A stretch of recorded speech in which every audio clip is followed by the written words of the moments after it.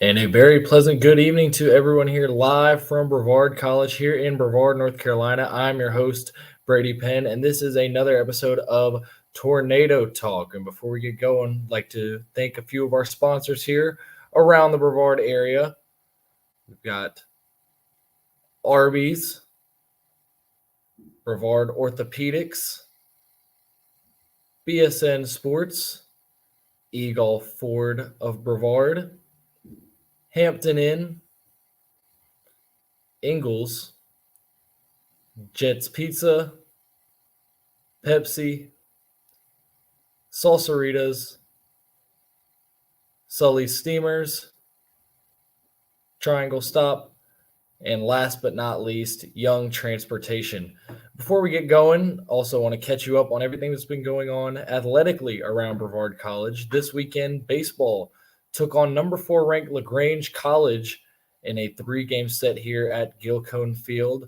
LaGrange won the series ultimately, but for Brevard, they were able to hold the high-powered LaGrange Panthers offense to 1 run in Game 2, falling 1-0 in a defeat at the hands of the Panthers. Nathan Sanders, starting pitcher, went 6 1/3, only 3 hits, 1 run allowed, and 8 strikeouts. And then Cesar Rodriguez coming in with a strong relief outing, 2 2/3, 2 hits, no runs, and no walks. Blake Burchett went 2 for 3, also had a stolen base in the 3rd game of the series. That increases his nation's best tally to 30 stolen bases. Next up for the boys is at Huntingdon this Friday and Saturday in Montgomery, Alabama. Next home series is against Berea, April 23rd to the 24th here at Gill's Place. For the softball team on the other diamond, 2-game series against Covenant this weekend, also falling in the series to Covenant in 2 nail-biter games, losing 9-8 in Game 1 and 7-6 in Game 2. Jocelyn Falkers and Olivia Martinez both had home runs in the series. Emily White went 5 for 7 combined in the series with 3 runs scored.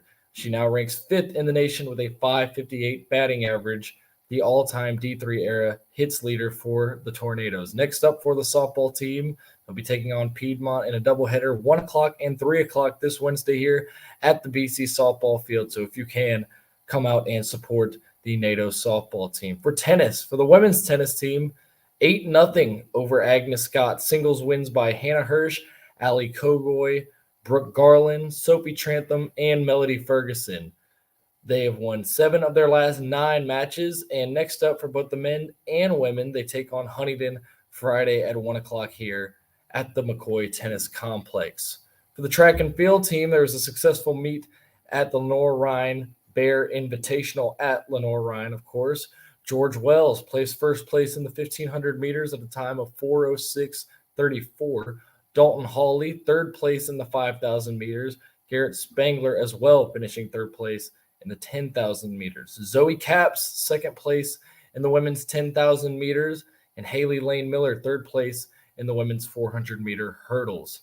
Breaking news for the track team, Jerome Bass named the USA South Field Athlete of the Week. The senior from Red Springs, North Carolina, competed at the Invitational this last week in 2 separate events. In the discus, Bass's best throw was 26.20 meters, and in the shot put, placing 3rd, his best effort was 14.91 meters. Next up for the track team is the Electric City Invite in Anderson, South Carolina. Moving on to the lacrosse pitch, the men's lacrosse team took a tough loss at LaGrange over the weekend. Another Brevard team taking on LaGrange over the weekend. Next up for them is at Pfeiffer, 5 o'clock this Wednesday in Missenheimer, North Carolina. Next home game is versus Averett at 12 o'clock this Saturday at Ives Lemay Family Field. Another event that, if you can make it to, come out and support the Tornadoes. For the women's lacrosse team, it was an exciting, action-packed weekend. An 11-10 overtime win over North Carolina Wesleyan, which we will talk about with some of our women's lacrosse guests later on in the program, including Coach Rosado. Parker Moore, who will also be on tonight, 5 goals, including the game-winning goal in overtime against Wesleyan, and Lexie Mclaughlin, 10 saves at NC Wesleyan, and then a win on Sunday at Greensboro, a blowout win, 20-2, 3rd time this season that the NATO's women's lacrosse team has scored 20 or more goals. And Autumn Kramer returning from a knee injury, is back for the Tornadoes. Had 6 goals at Greensboro, so a real game changer for the women's lacrosse team there. Next up for them is at Southern Virginia, 3 p.m. this Saturday. And the next home game is the Ridge Rivalry against Warren Wilson, 6 p.m. on Tuesday, April 19th. The men's lacrosse team, of course, obviously taking down Warren Wilson in the rivalry game against them, and the women's will try to repeat the same winning effort with another trophy on the line, just as the men's had. We'll touch more on that later. Getting going here with our guests. First up, we will have the women's lacrosse head coach, Kristen Rosado. And Coach Rosado, nice to have you on here after an exciting weekend, a couple of big wins for the team. Hey, Brady, how are you? I'm good. How are you? I'm doing good. I'm sure you're feeling great after the 20-2 win over Greensboro yesterday. Take us a little bit through that and how that was for the team. Yeah, I think, we were hoping to go out and have a big day. Obviously we coming off a great win against NC Wesleyan. We felt pretty motivated and we just want to get right back out there. So game plan against Greensboro was pretty much the same.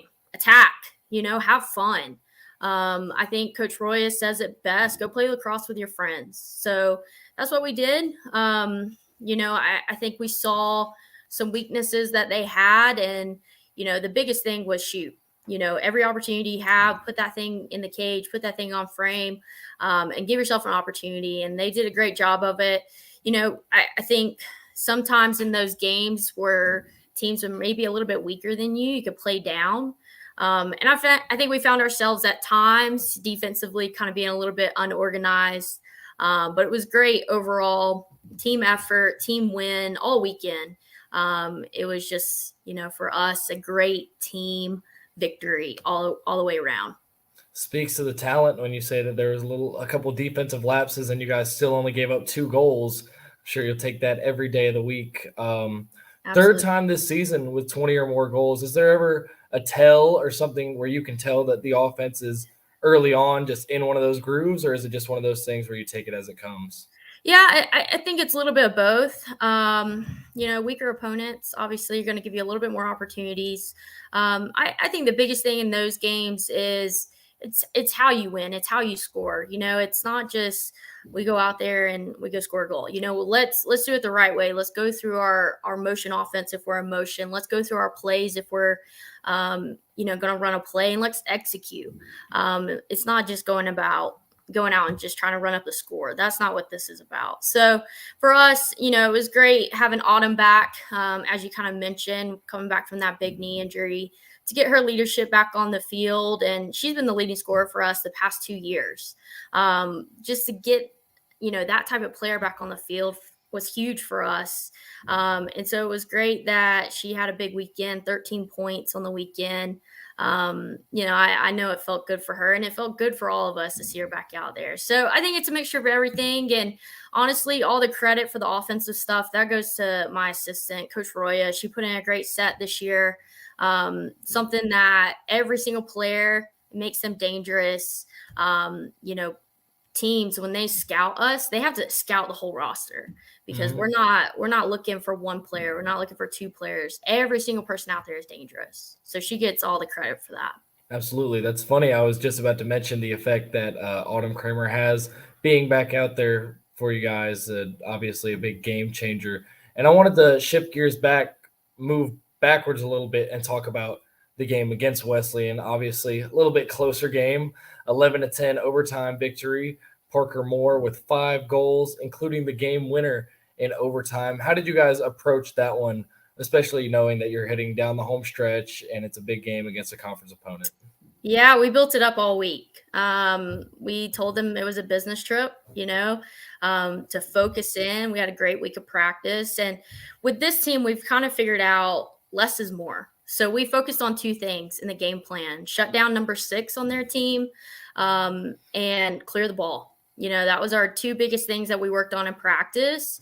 And 6 was the leading scorer in the conference. She scored 1 goal.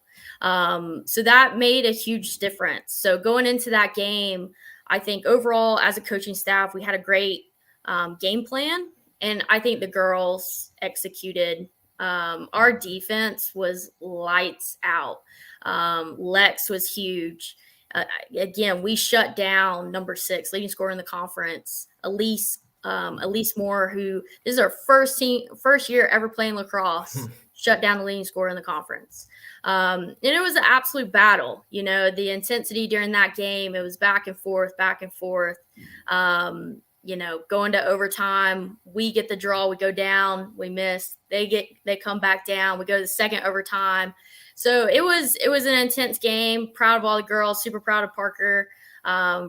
She's been the leader of our offense all year. So for her to just kind of take command and just go for it and finish it up, I thought it was pretty awesome.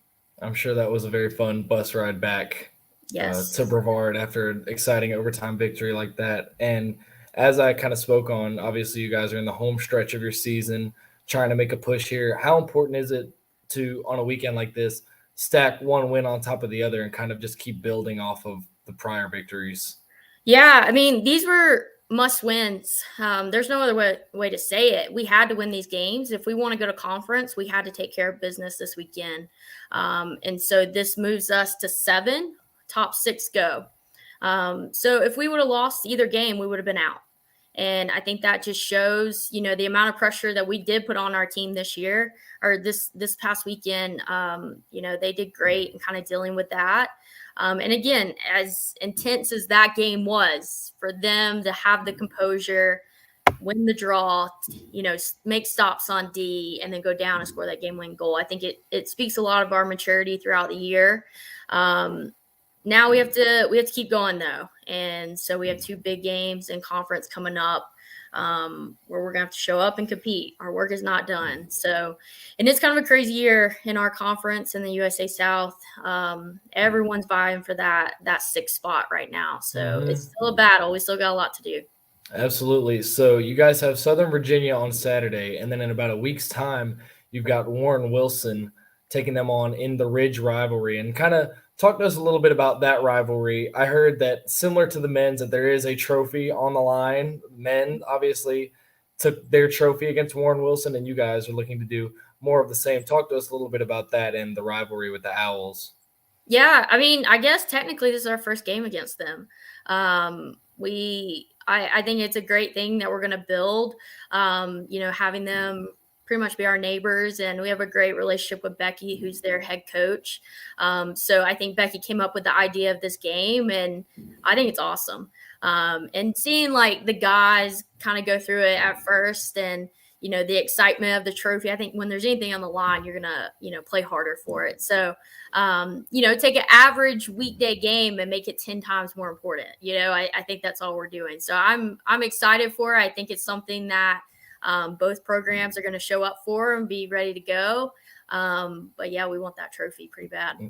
It's kind of funny the way that different players will respond to that sort of thing, because I was just thinking when the trophy was on the line for the men's a couple of weeks ago, Andrew McDonald had, I believe, 7 goals in that game, and then asked him in the postgame a similar question about, how does it feel to be chasing the hardware? And he said something along the lines of, oh, I didn't even know that was this game. I knew we had a game with a trophy, but I didn't know it was this one, but that's cool. So you've got some people that kind of hone in on that and use it as a motivator, and some people that it's just another game. Yeah. I think it'd be a motivator for us. I think my girls are hungry. It's been a, up and down year. And so I think for us, anything right now, every opportunity they get to step on the field, they're going to be ready for. Absolutely. So looking to take care of business against Southern Virginia and then come take the trophy home against the Owls. Well, Coach, actually we have Parker Moore and Lexie Mclaughlin waiting to hop into the lobby, and here they are right here. And can you speak a little bit about the impact that these two had, not just this past weekend, but over the course of the season? Yeah, Lex, we'll start with Lex. Lex is a freshman, and Lex has been an absolute powerhouse in the cage this year.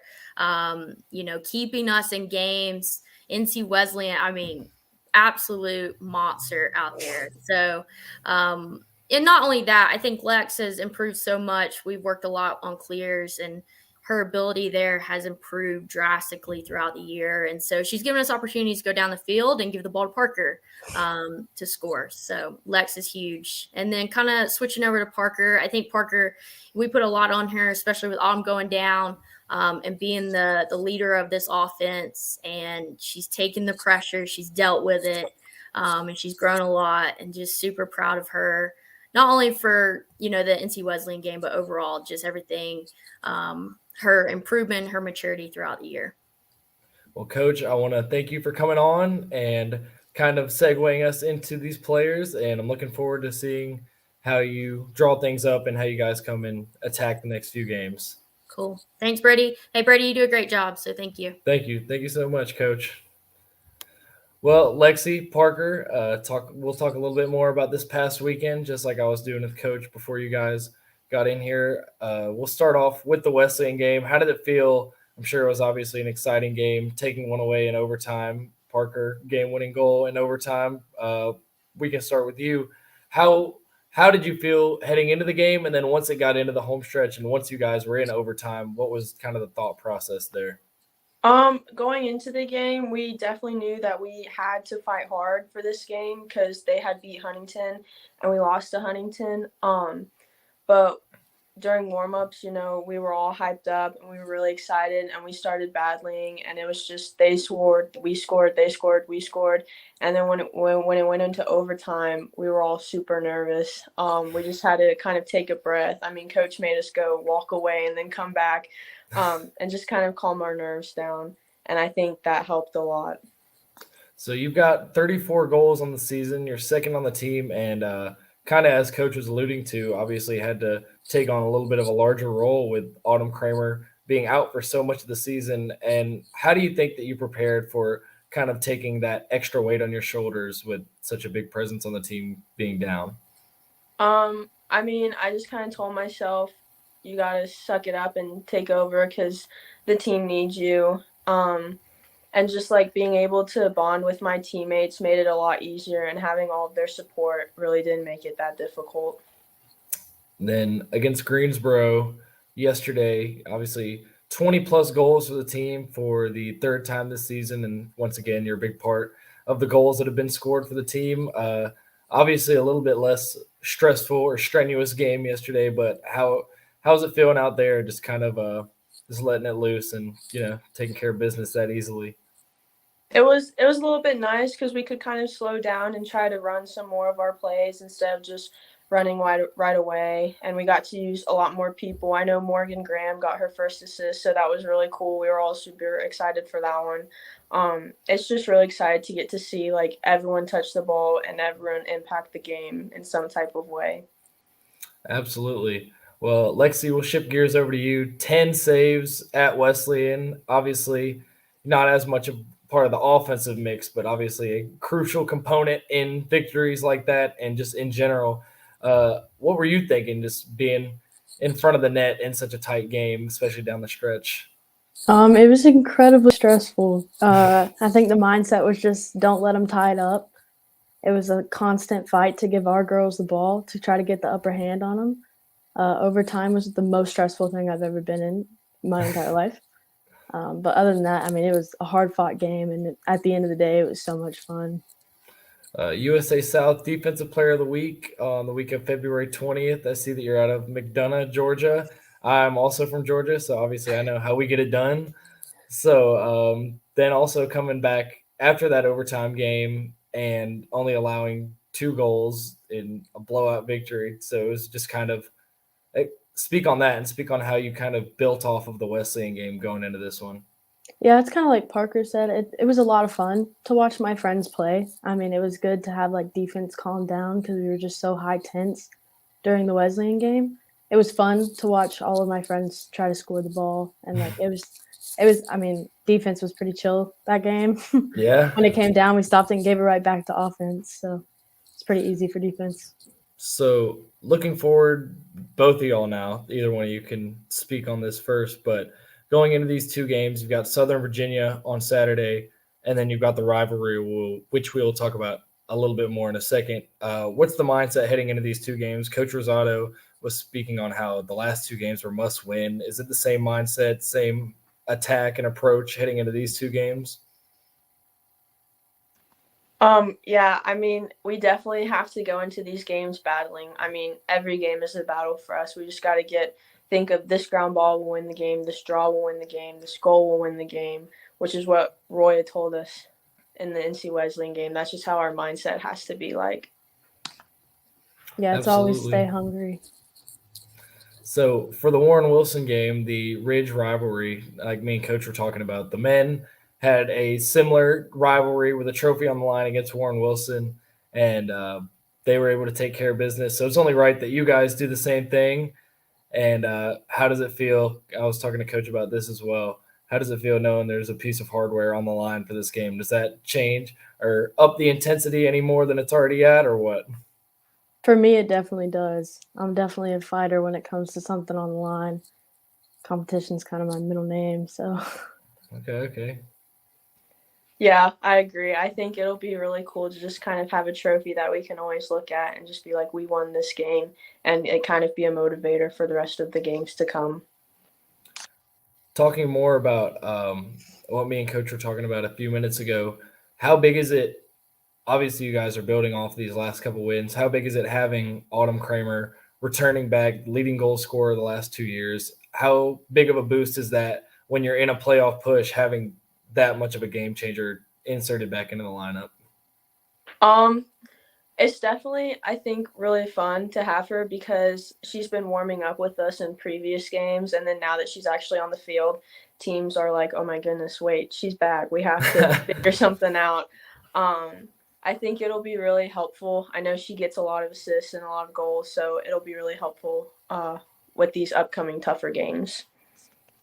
Absolutely. Well, once again, the last two wins from this past weekend, something to build off of, and momentum starting to be strung together, it kind of seems, hoping that you guys can keep that going here against Southern Virginia and against Warren Wilson, going for this trophy. But yeah, honestly, excited to watch the way it plays out for you guys the rest of the way. And we enjoy you guys hopping on, and thank you guys for hopping on. And any shout outs that you guys want to throw out there, family, friends, anything like that? I'll go first. Shout out to my defensive girls. I wouldn't be as big as I am in the goal without them. Shout out to the team for just keeping the fight going during Wesleyan. And, of course, my parents for being my biggest supporters. I'd like to thank my mom and dad for being my biggest supporters, and also the team for just always cheering for everyone all the time. Absolutely. Well, Parker, Lexie, thank y'all for hopping on. And once again, excited to watch the rest of the season unfold for y'all. I'm rooting for you guys. Thank you. Thank you. Now we've got assistant coach for the baseball team, Rob Julian, joining here. Coach Julian, welcome. Thanks for having me. I appreciate it. Yes, sir. Thanks for coming on. So you guys obviously taking on a really tough team this last weekend. When it comes down to sort of the home stretch and trying to push for the postseason and everything like that, how valuable is the experience going against such a heavyweight program like that, win, lose, or draw? Yeah, I mean they're really good. They're ranked in the top 5 for a reason. It wouldn't surprise me if they're getting votes at number 1 whenever the ranking comes out tomorrow. Those are kind of really big learning experiences. You see how teams of that caliber conduct themselves, how they play, things they do, even to, from our standpoint as coaches, kind of like what their coaches are doing in the dugout, things like that. So obviously, a great experience to, go and play those guys. Obviously, you want to win, you want to come out on top. And I think we had them on the ropes a little bit there, which was a little bit disappointing to not get a win. But yeah, overall, that's a great learning experience moving forward, knowing that, we can hang with those type of teams. And, it's probably going to be a team that we're going to have to see down the road at some point, if we want to go and win a conference title and do those type of things. Absolutely. That was actually just what I was about to touch on is like you said, a learning experience. It's a perfect descriptor. And now you guys know you can hang with these guys if you meet them again down the road in postseason play or whatever it may be, knowing, especially just want to touch on game 2. Nathan Sanders, 6 and a third, only 3 hits, 1 run and 8 Ks, obviously shutting it down. And then Cesar Rodriguez coming in and holding that 1-0 deficit. Obviously, not the greatest game for the Bats, but still a ton of great signs for the team in that game. Cesar with 2 2/3, 2 hits, no runs, no walks. Obviously, great control from both pitchers. So, aside from an offensive standpoint, when you see that kind of energy and that kind of performance on the bump against such a juggernaut offense, what does that show you guys as coaches, and what are y'all thinking after something like that? Yeah, both of those guys have been staples, in our pitching staff since they got here. Nate is a junior now, Caesar's a sophomore, but ever since they arrived on campus, they've been guys for us. And we know that they're going to go out and do that, more times than they're not going to do that. So obviously, that's a great bright spot. And we know that anytime Nate gets the ball, we're going to have an opportunity to win a ball game. Same thing with most of our bullpen guys that we have trust in going to. We know that if we bring them in the game, they're going to keep it where it's at, or give us an opportunity to win. So that was awesome to see. And I know that Nate was probably a little bit upset that we took him out of that game and didn't let him keep going. But if you end up talking to him at some point, I'm sure he'll tell you that he was probably a little bit gassed. And I think I told him after the game, that's a game that we shouldn't have lost that, and that one's a tough one. Yeah, it's always 1-0 games are always tough for a pitcher, but regardless, nothing to hang his head on, nothing for the team to hang their head on. Mm-hmm. And so switching gears a little bit, this coming weekend, Friday and Saturday, you got a series against Huntington, obviously big rivals in every sport for Brevard in the USA South Conference. What's kind of the mindset, and how's the approach this week heading towards Huntington? Yeah, we know that we just got to go and take care of business. Everything is pretty cut and dry for us from here on out. If we go and we take care of business, then we don't really got to worry about much. We're kind of at that point where if we just go win, it's gonna be fine, and that's almost a better place to be than if there are some other options. If you know that you just got to go in, take care of business, and you're good, then it's way easier than worrying about anything else. So we're just focused on this week of practice, just getting better. In the couple of days that we have the practice here leading up to them, and then just making the trek down there and taking care of business. That's our mindset. Absolutely. So after you guys take care of business against Huntington, you head back home for a weekend series at Gill's Place against Berea, and kind of talk a little bit about how you guys feel playing at Gilcone Field, knowing whenever we can get the student section going, whenever we can have the energy up on, a nice day in Brevard. How does the team feed off of those kind of things with, I guess, the campus support? Yeah, I mean, it's awesome whenever we have big crowds out here. And I think it's tough for opposing teams to come and play. You got your group of football guys over there, heckling opposing dugouts. That's a tough environment to be around. I'm down there coaching first base. I hear some of the things that it's a tough place to come and play. But our guys obviously feed off that too. We're trying to build energy, and we're trying to bring our own juice a little bit whenever we're playing. But obviously having fans behind us that are for us and rooting for us, and having a lot of energy is gonna always help us. We love whenever people come to our games, and that's kind of why we try to go out and support as many teams as we can support, because we want students to come to our games. Absolutely, kind of support us. I think we had the women's lacrosse team there one of the games, and they were just heckling opposed the other team too, and it was great. Anytime we can get big crowds, it's awesome, and I know our guys love it too. 100%. So circling back a little bit towards the pitching, it's got to be sort of a luxury knowing that you've got kind of that three-headed monster of pitchers there, Scavato and Sanders and everybody else. How does that feel knowing you've got 3 or 4 solid guys that can go out on the bump on any given day and give you 6-7 quality innings and give the bats a chance? Yeah, I mean, we've kind of said from, the jump whenever we got here a couple years ago that we were going to be a pitching and defense type of team. The offense kind of coming alive here this year has been a little bit of a luxury for us, and it's made it a little bit easier for us to win some games. Whenever we sit there and look at it, it's going to start with, Matt Scavato getting the ball game one, and kind of setting the tone for us. And when he's able to go out there and, set a tone for us and pitch really well, we're going to be in good shape. And then obviously, we talked about Nate. Nate's good. He can chuck it a little bit. And it's great to have him, being able to, whatever happens in game one, if we win game one, we can hand the ball to him to keep that ball rolling. Or, if we lose game one, we know that, we still got a really good guy that's going to come out and give us an opportunity in game two.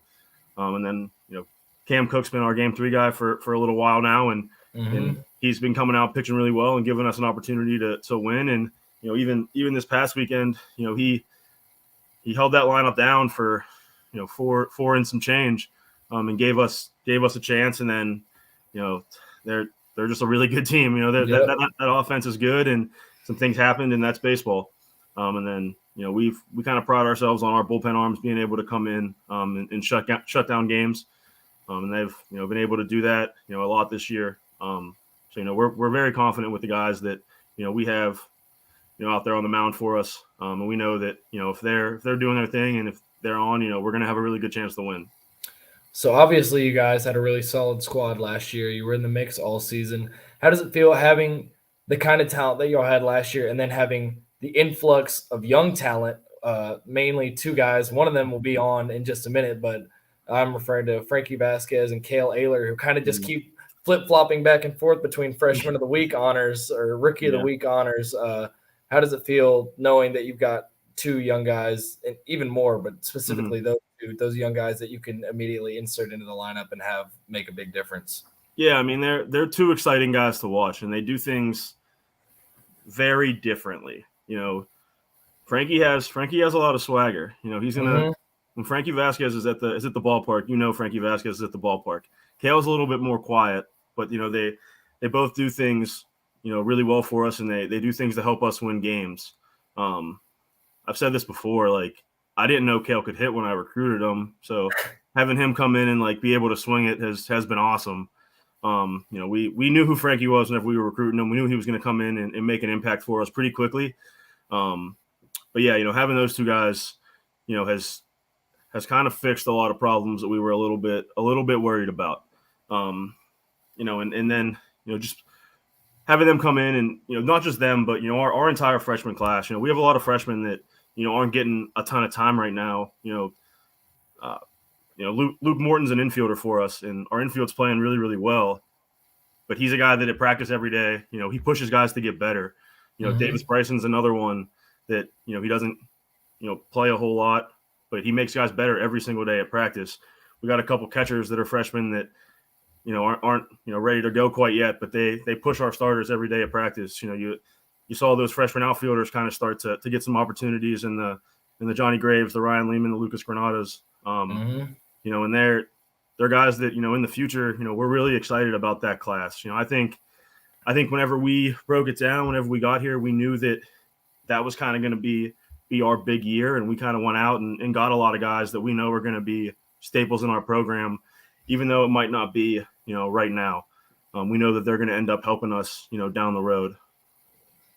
So different positions, and I'm about to dip into my personal biases a little bit, but it kind of reminds me, as a Braves fan, a few years back, it got Ronald Acuna and Ozzie Albies both coming in as rookies together, and then took a little bit of time, but a few years later, you saw what ultimately ended up happening. So maybe headed down that path, maybe sooner than it even took them, but having 2 really stud young guys like that in the lineup for sure obviously helps advance things forward.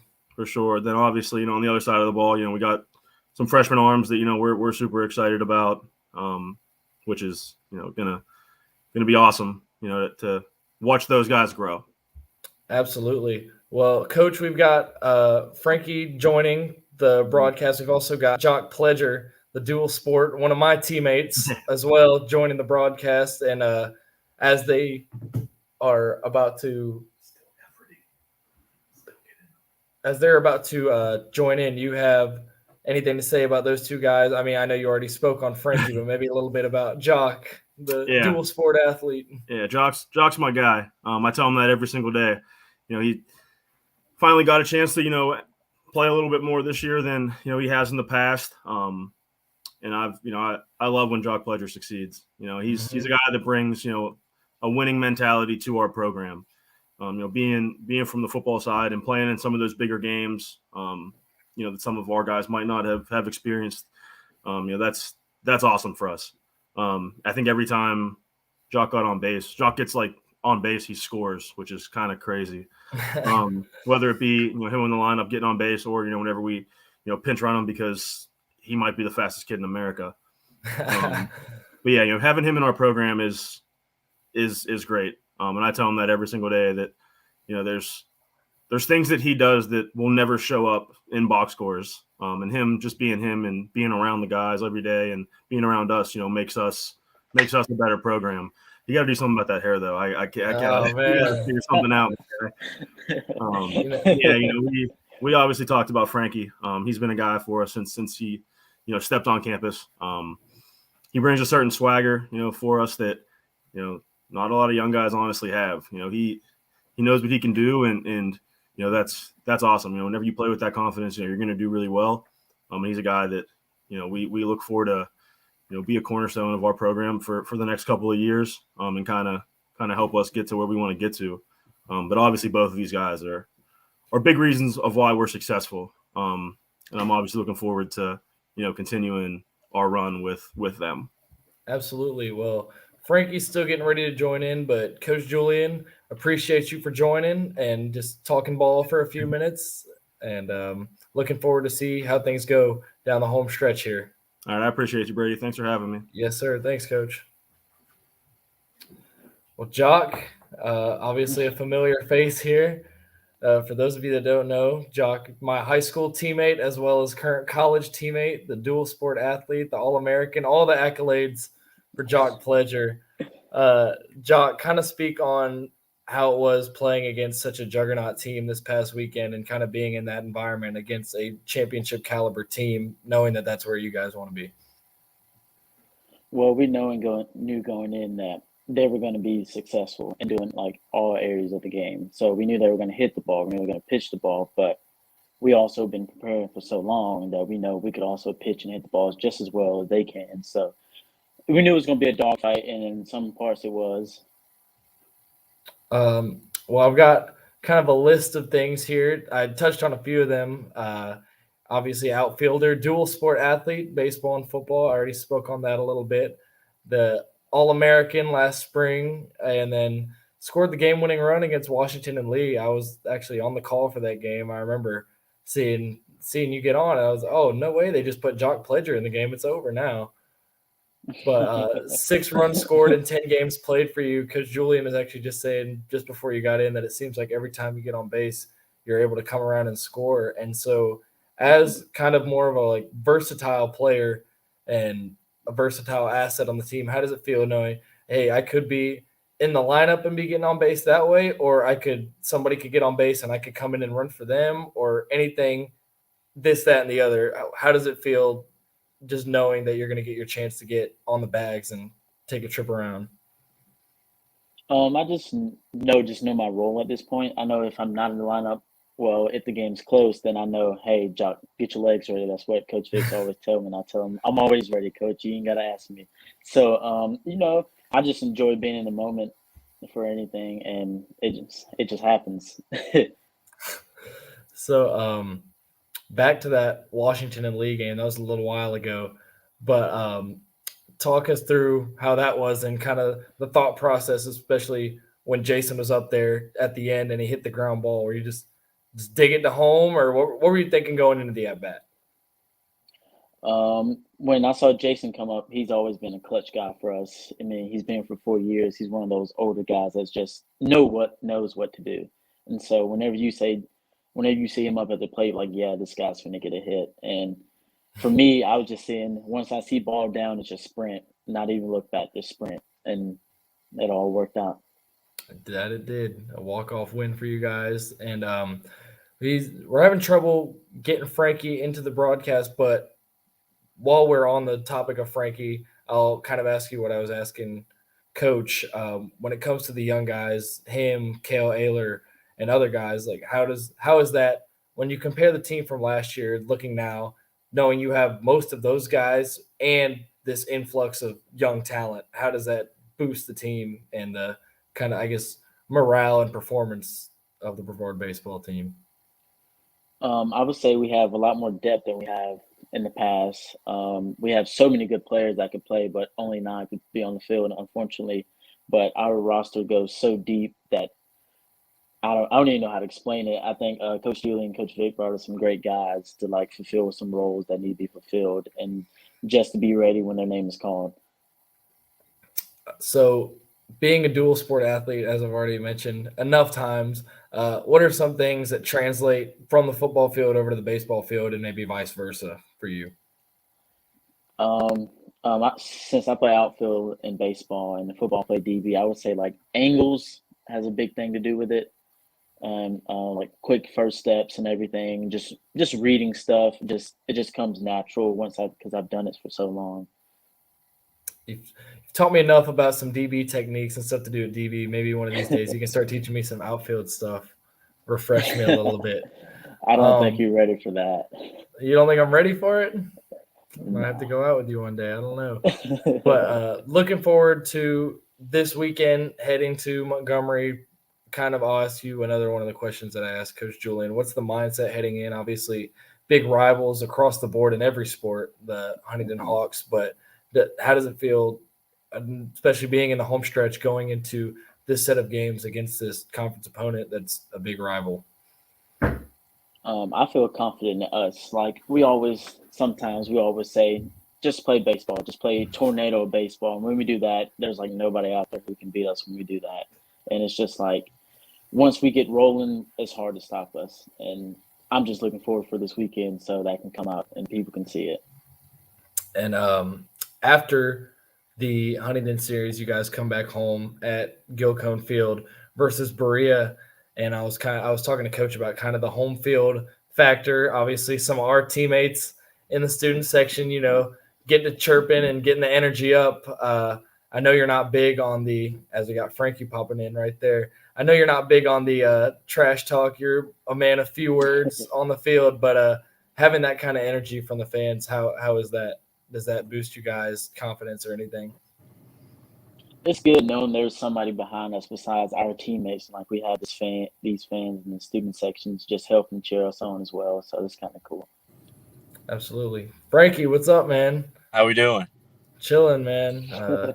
Just talking about you guys and the past weekend going against such a heavyweight team. What kind of battle experience is that for you? How much does that mean, especially knowing that you might run into this team again in postseason play and now knowing that you can hang with these guys? I think that the first game and last game wasn't what we truly are and what we truly can be. And that second game really showed who we are when we come at it with the right mentality and right attack and all that. And I think that second game just shows us nothing more than that every team is beatable. And we came at that team with the right mindset in the second game. And the first and last one, we didn't give it our all, weren't all there. But that second game shows that we can beat that team any day. Absolutely. So the past few minutes, I've kind of been talking about the young guys like you and Kale Ayler specifically. You guys have kind of been flipping back and forth in the Rookie of the Week honors. How did it feel? And I guess what was your approach being a freshman, being a young guy coming in and just saying, hey, I'm going to compete for this spot. I'm going to be in this lineup every day. I came in to play baseball. I was recruited for a reason, and I just came to play the sport that I love, and I gave it my all, and clearly it's been working a little bit. Dude, absolutely. 3-time USA South Rookie of the Week honoree.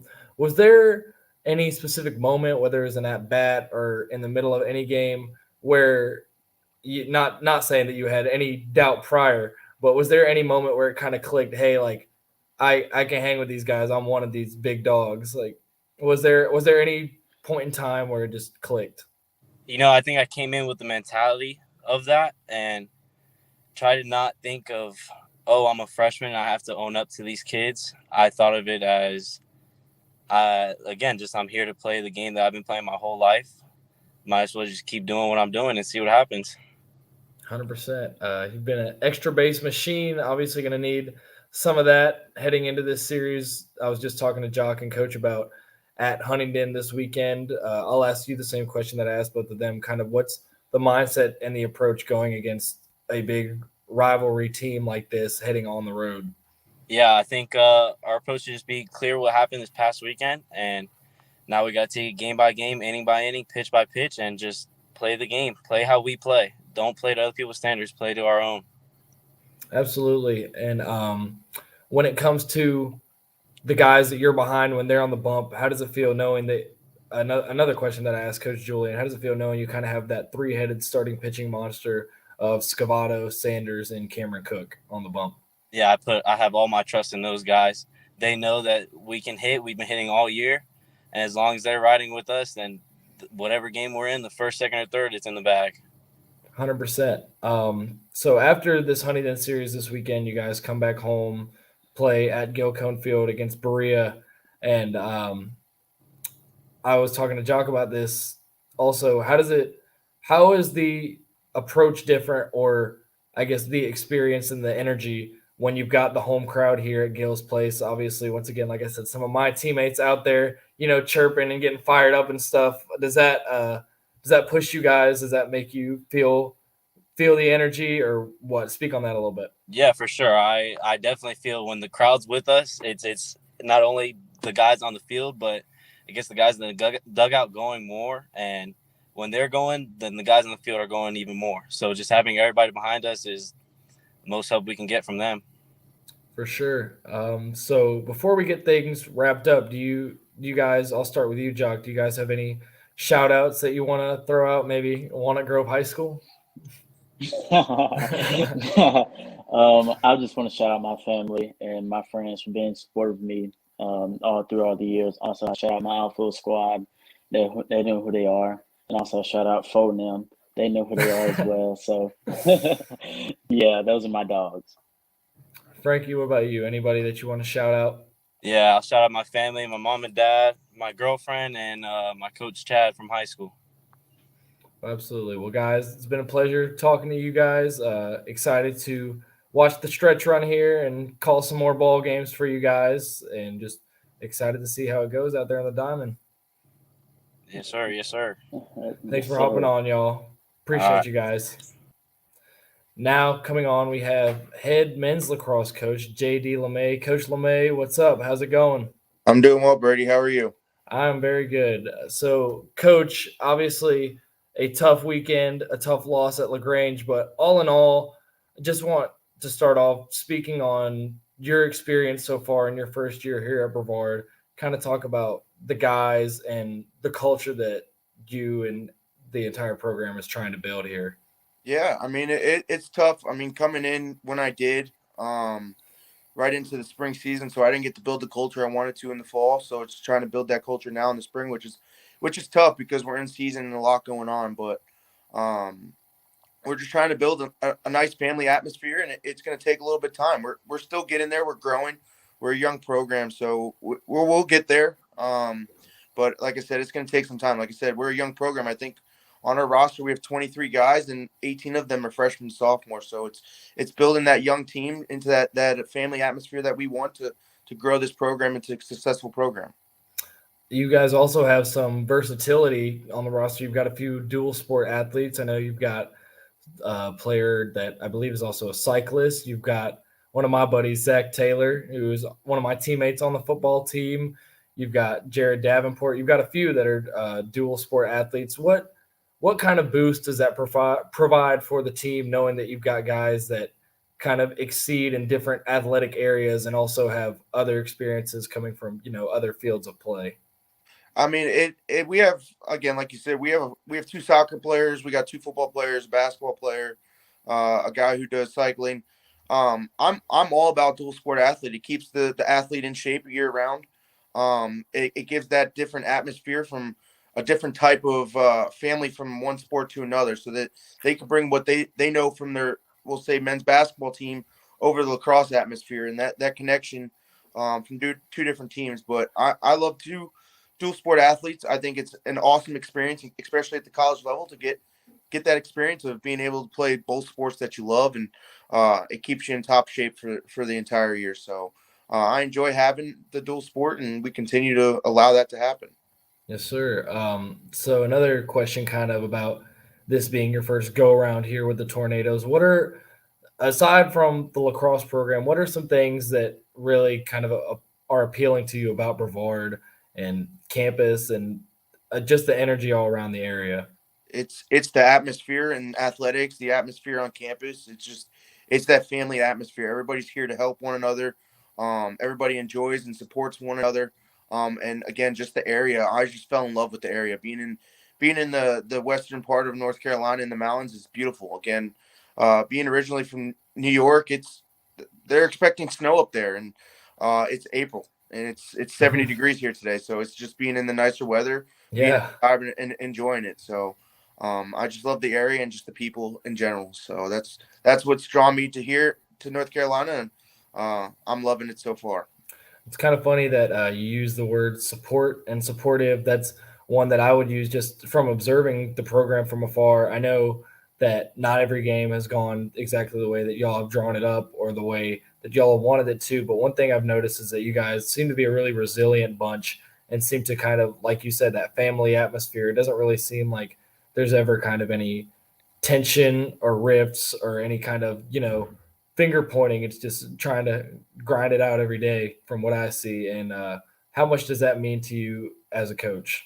I mean, we all have our issues. I mean, there are times that, hey, somebody's going to point the finger, and we have it.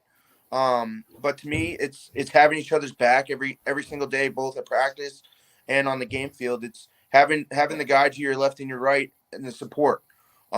Taking responsibility for a mistake that you've made and worrying about yourself and doing your job. And we're learning on that. Like I said, we've had our up and downs. We haven't had the season I would have hoped for, or the players, but we're working on it. We know what we need to work on to get to that point. And it's just correcting the little things and having each other's backs for the rest of the season and trying to finish the season strong. 100%. It's kind of like the old saying, Rome wasn't built in a day. So obviously you're trying to build something special with the program, but it's not all going to be on the up and up every time. So it's just all about consistency and, coming out to work. So you guys, next up, you have Pfeiffer Wednesday in Missenheimer, North Carolina, and then you've got Averett this Saturday at home at Ives Lemay Family Field. Kind of talk about those two matchups and the approach heading into them, and just what you guys are feeling going into those two matchups. Yeah, so Pfeiffer's going to be a little bit of a challenge for us. They're number 2 in the conference. They've been relatively good the last few years, and they got the roster. They have about 50 guys on the roster, so a little bit more than us. And we're going into the game focused on us. That's the same with Saturday. Saturday is a little bit closer to our level, but it's focusing on us each and every game, each and every day. We don't worry about the other team. Yeah, we have scout reports like that, but we can't control them. We can't control the officials. We got to control what we can control, and that's our emotions, our skills. We got to focus on us, come into the game, play our game, play 4 quarters, and try to be successful. And Wednesday's going to be a challenge, but I think we can do it. We just, like I said, we got to come in and do what we know how to do, focus on us, play 4 quarters from the beginning of the game to the end of the game, and we'll be just fine. Got you, Coach. Well said. So another thing I wanted to talk about was the Battle of the Blue Ridge, obviously the rivalry matchup a few weeks ago with Warren Wilson. Yep. How good did that feel? Not only getting your first win as the NATO's head coach, but having a piece of hardware on the line and taking that home, knowing that you guys put in the work that week and were able to come out on top and have something to show for it. How did that feel for all you guys? It felt good, especially for me. I mean, coming in new to the program, getting my first win. It felt good for some of the upperclassmen, the guys that were here last year who had a rough season last year, getting a win under their belt as well, and starting this rivalry, getting the trophy at home the first time, and hopefully we can keep it here. It's one of those things where when we're starting this rivalry with the trophy, you don't want to be the first one to lose it, because then you got to try to earn it back next year. So having it in our hands and just trying to defend it next year is the plan. And the guys enjoyed it, and we're trying to get that energy back for the rest of the season. And I think we have it. It's just, again, we got to come out fighting every day, ready to go. Absolutely. And so you've got a couple – every team obviously has those glue guys, those energy guys. And correct me if I'm wrong, but I think that these two guys that we're about to have on are two of those guys, Evan Francois and Jack Hicks. Obviously, Evan, an attacker, and another dual sport athlete, another teammate of mine on the football field. He obviously provides some support in that aspect. And then also Jack has been great in front of the net and by the goal. Kind of speak to, I guess, aside from anything that I just said, what impact those two have on the squad as they hop in. Yeah, Evan's a great kid, senior. He's got good leadership, even though he's not a captain. He's got some good leadership on the field. He's calm, cool, and collected. He's got a good head on those shoulders. And it's fun to have him around. We're gonna miss him next year, but he's a good athlete. He's a good person to be around. We enjoy having him on the team. Hicks, freshman, got his first start a couple weeks ago, and he's killed it ever since. And that's a tough spot to go in. Being a goalie, going in as a freshman at this level, it's tough. So I put the pressure on him, and he's done nothing but good things and stepped up to the pressure. And we're excited to see what he can do the rest of the year and continuing on into his Brevard career. So excited to have these two on the team. I mean, unfortunate it's Evan's last year, which, I mean, wish he can come back for one more, but it's excited to see him go on and be successful in his career after Brevard. So we're excited to have these two and looking forward to what they can do in the next 4 games. Absolutely, Coach. Well, we appreciate you for hopping on and just giving some more insight into the program and everything Brevard men's lacrosse. Looking forward, like you said, these last 2 games and hoping that you guys can finish out the season strong. Thanks, Brady, for having me. Thanks, Coach. You take care. All right, Jack, Evan, Franny, what's up, guys? How are y'all? I'm good. How about you? I'm doing well. Franny, I'll start with you. Like I was saying, dual sport athlete, obviously, one of my teammates on the gridiron. And then obviously you're doing your thing on the lacrosse field. And I kind of see you bring some of your wide receiver moves out onto the lacrosse field. It's kind of like I'll see a defender get close to you, and all of a sudden Franny's out there running like a slant pattern. Kind of talk about that a little bit, the things that translate from football to lacrosse for you. Well, it all started with high school. Most of my teammates in high school were all either basketball players or football players, and kind of just picked off my athleticism from football and basketball and translated into lacrosse, and that helped me a lot with starting lacrosse. So obviously you guys weren't able to pull out the victory, but you did have 2 goals at LaGrange, and just talk about how that felt, being able to not just once but twice being able to knock it into the net and use your athleticism to get those through. It felt really good. You know, I've been in a slump since last year. I scored a goal, and seeing all my other teammates score felt pretty good. But, you know, being able to contribute my part to the game, even though it wasn't the outcome we wanted, still felt pretty good to score. 100%. Jack, flip gears over to you. Like Coach said, freshman, just kind of got thrown in there mid-season, and you've been playing really well at Greensboro, North Carolina. At LaGrange, you had 19 saves. Just, I guess, speak on the sort of unique challenge of being thrust in there as a freshman mid-season and still being expected to, get a job done. Well, I wasn't expecting it, but then we went back to my hometown, Greensboro, North Carolina, and played them there. And Coach told me right before the game that I was going to get to start, which was exciting, in front of, I had a couple people out there. And then, I just did my best, and it worked out. So sort of a coming out party for you in the hometown.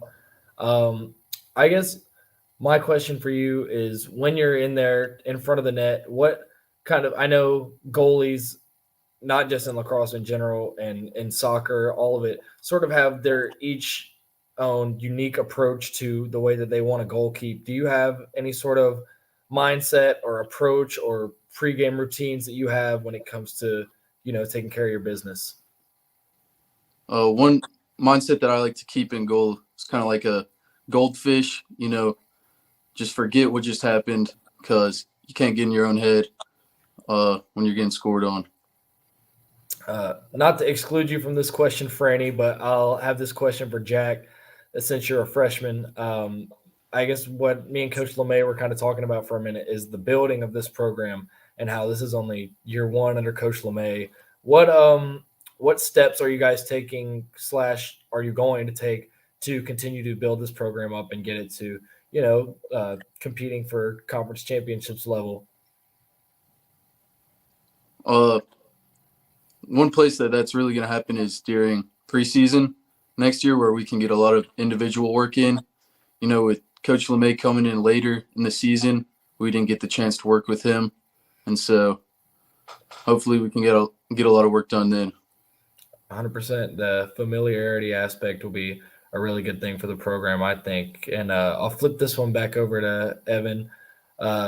Talk a little bit about the Blue Ridge rivalry a few weeks back, a 17-2 blowout win for you guys, and sort of something I've been harping on all night as the women's are also about to take on Warren Wilson to the trophy on the line. How did it feel not only winning the game, but knowing that you got to win in a game with something more than just a W or an L at stake with the piece of hardware?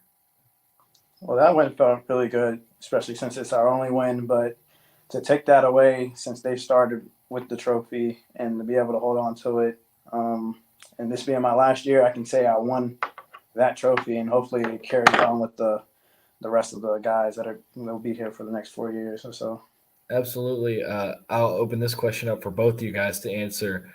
I can't remember if it was the second or the third, but at one point Andrew McDonald had like 4 goals in one of the quarters. Can't exactly remember which one it was, but what were you guys thinking while that was going on? Like, he was just going insane. His X Factor turned on. I mean, I expect to see that out of him, run up goals and everything. He's one of our best shooters on the team. He's very talented and everything. And, yeah. Jack, what about you? It was exciting to watch, just see somebody go out there and perform. So you guys have Pfeiffer this coming Wednesday on the road. Coach Lemay was talking about they're sort of a powerhouse team in the conference, a unique challenge for you guys. How are you guys feeling going into that one, and what kind of approach is being taken here? I mean, some of those guys are my high school teammates, and I know how they play. So it's going to be a tough one, however the outcome goes for either one of us. And I don't know, you just got to do our best and focus on us and beat them. So. Got a comment here that Jack is a brick wall. Can confirm after calling a couple of Lacrosse games that Jack is indeed a brick wall in front of the net.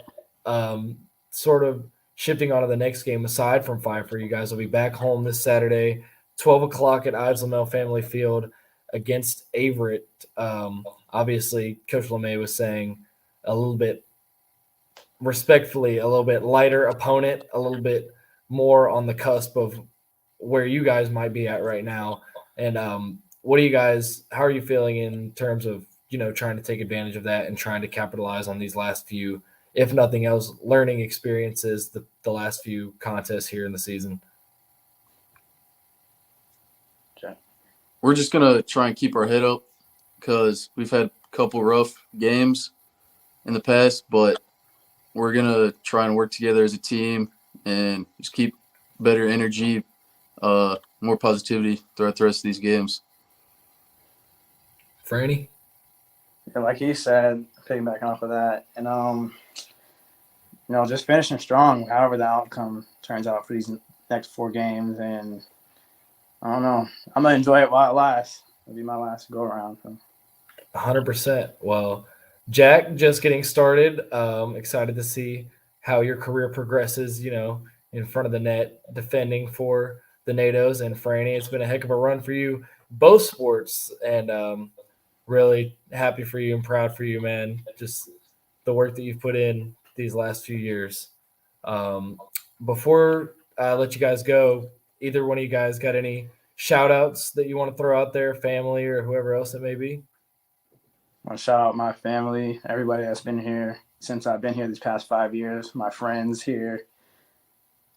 Teammates, obviously, I've made a bunch of those over the past few years, and just friends and family from back home that aren't here, and teammates. stuck with it. 100%. What about you, Jack? I'd like to shout out my parents for supporting me through my lacrosse career, getting me here where I am today. Well, I appreciate you guys coming on. It's been a blast, and excited to see how you guys finish out the season strong. And once again, just thanks for joining us, guys. Thank you. Thank you. Y'all take care. All right. Well, that's it for our guests for the program. We've got them out of here. Be sure to keep up with everything Tornado Athletics, to follow our social medias, as you'll see crawling at the bottom of the screen. Follow our Twitter, our Facebook, here on the YouTube channel. Subscribe. Every which way, follow the Tornado social medias. I want to thank my producer, Abby Party. I want to thank Phil DeMontmollin. And go Tornadoes.